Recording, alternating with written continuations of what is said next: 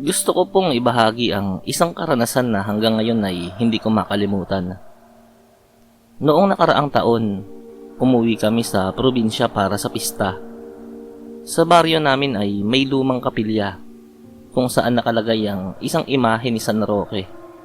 Matanda na raw ang rebultong yon. Halos 200 taon na. Laging sinasabi ng matatanda na milagroso yon, kaya maraming tao ang dumarayo.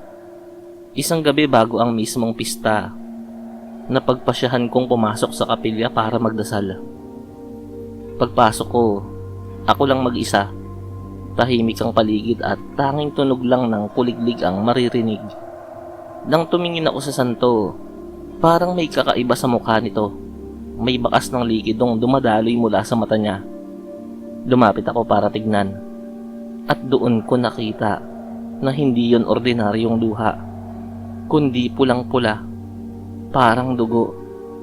Napatakbo ako palabas at tinawag ang nanay ko. Nang bumalik kami, tuyo na ang mukha ng santo. Parang walang nangyari. Hindi ko alam kung guni-guni ko lang o totoo ba yun. Pero makalipas ang ilang araw, may sunog na nangyari sa baryo at marami ang nasawi. Sabi ng matatanda, yun daw ang dahilan kaya umiiyak ng dugo si San Roque, dahil may masamang mangyayari. Hanggang ngayon, hindi ko alam kung babalik pa ako para magdasal sa kapilyang yon.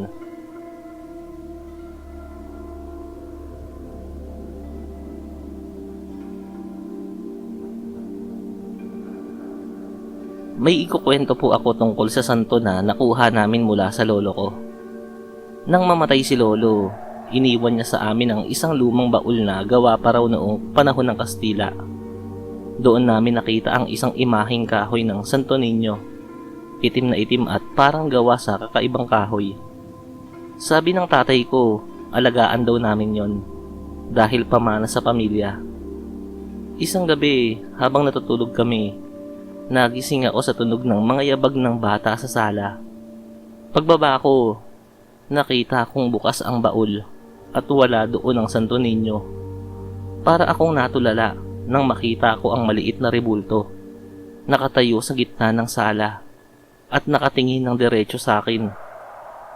Nang subukan kong lapitan, bigla itong gumalaw at parang kumaway. Kinilabutan ako kaya napaatras ako. Kinaumagahan, bumalik yun sa baul na parang walang nangyari. Simula noon, gabi-gabi na naming naririnig ang pagtakbo ng mga paa ng bata. Hindi rin mapakali ang mga aso sa labas. Tahol sila ng tahol kapag hating gabi. Minsan, may dumalaw na pari at sinabi niyang hindi basta-basta santo ang nasa amin, kundi isang anito na isinapelikula bilang Santo Niño noong panahon ng mga Kastila para magmukhang Kristiyano. Hanggang ngayon, nasa amin pa rin ang santo. Pero sa tuwing titignan ko yun, pakiramdam ko ay nakangiti siya nang may lihim na tinatago.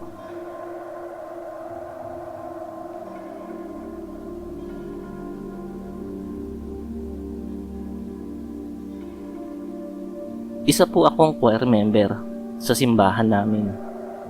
May kwento ako tungkol sa isang santo na parang buhay. Noong isang buwan, nagkaroon ng malaking pagdiriwang sa bayan namin.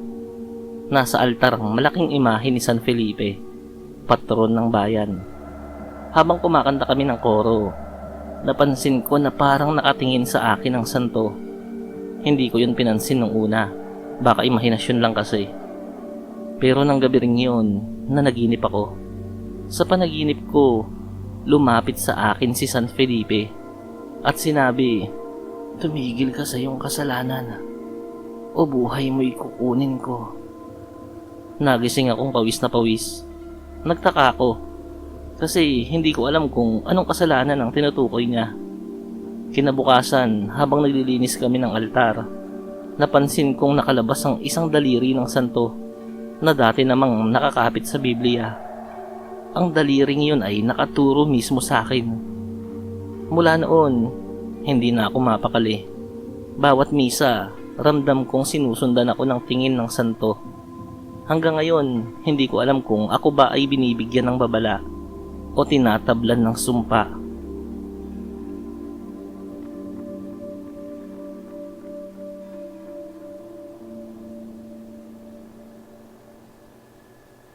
Magandang gabi po. Ako po ay isang estudyante na umuupa sa isang dormitoryo, malapit sa eskwelahan. Sa dorm na tinitirahan ko, may maliit na kapilya sa gilid. Doon ay may lumang rebulto ng Birheng Maria. Isang gabi, dumaan ako at napansin kong parang nakangiti sa akin ang imahe. Hindi ko yun pinansin. Pero nang makauwi ako sa kwarto, nagulat ako nang makita akong nakatayo sa gilid ng kama ko ang parehong imahe ng Birheng Maria. Hindi ko alam kung nagkakamali lang ako ng tingin, pero ramdam kong may presensya talaga doon. Nang kumurap ako, bigla yung nawala. Ilang araw ang lumipas, palagi ko na siyang nakikita sa iba't ibang lugar. Minsan sa bintana ng classroom, minsan sa jeep na sinasakyan ko, at minsan pa nga ay sa salamin habang nag-aahit ako. Hindi na ako makatulog ng maayos. Nang ikwento ko yun sa may-ari ng dorm, sinabi niyang dati raw na may madre na namatay sa mismong kapilya na yun habang nagdarasal sa Birheng Maria. Simula noon, may mga estudyanteng nagsasabi na sinusundan nga raw sila ng imahe.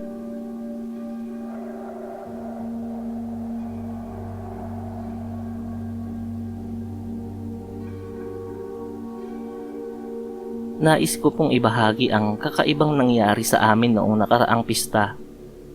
Tuwing pista ng Barangay San Juan, inilalabas ang malaking imahe ng patron.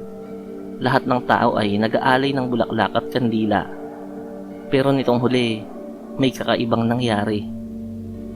Habang nagpuprosesyon, biglang bumigat ang santo.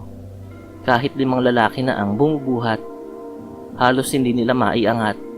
Biglang may isang bata na naglalakad sa gilid na nahulog at nasagasaan ng karosa. Namatay agad siya. Pagbalik ng santo sa simbahan, napansin ng mga tao na may bahid ng dugo sa kamay nun. Sinubukan nila itong linisin pero hindi matanggal ang marka. Ilang araw pagkatapos noon, sunod-sunod ang pagkamatay ng mga bata sa baryo. Aksidente, pagkakasakit at iba pa.